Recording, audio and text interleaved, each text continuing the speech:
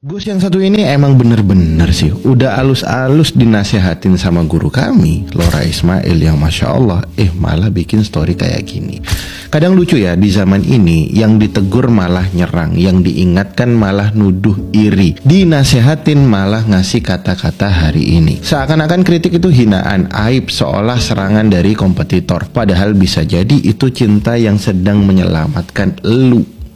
Tapi emang fenomena oknum Gus, habaib, kiai yang negatif-negatif itu ya, emang kalau dibiarin sangat beresiko. Tapi diingatkan nggak mudah emang. Kalau seorang terlalu sering dimuliakan, modal nasab nih, modal nasab tok, modal warisan tok, tanpa effort yang sepadan, ia akan menganggap semua pujian adalah haknya dan semua kritik adalah serangan baginya. Secara prematur, mentalnya tumbuh terbiasa untuk dipuji, bukan dibentuk oleh proses. Setiap teguran terdengar seperti hinaan, padahal itu adalah cinta yang sedang mengoreksi arahnya dia. Fenomena psikologinya ini disebut sebagai narcissistic fragility, rapuh terhadap kritik karena eksistensinya bergantung pada identitas warisannya dan identitasnya terlalu tergantung pada validasi sosial kepadanya. Tapi bukan mustahil untuk dirubah ya, tergantung personalnya masing-masing. Dulu ya, jangankan gus-gusan, jangankan lu Gus, Imam Abu Hanifah pernah melihat seorang anak kecil berlarian di jalanan yang becek. Lalu dia berkata, "Hati-hati nak, jangan sampai kamu jatuh." Tapi anak itu menoleh lalu berbalik menjawab kepada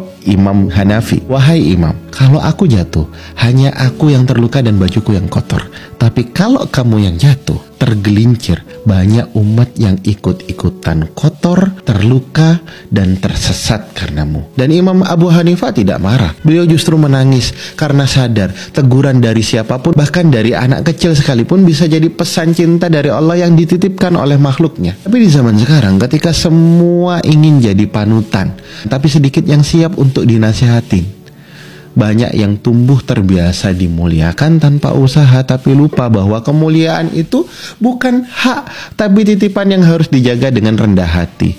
Orang ini membuktikan SDM masyarakat kita masih lemah. Dimas Kanjeng, taat pribadi, tokoh yang sempat menggegerkan publik sebagai dukun pengganda uang dari Probolinggo, kini telah bebas bersyarat sejak April 2025.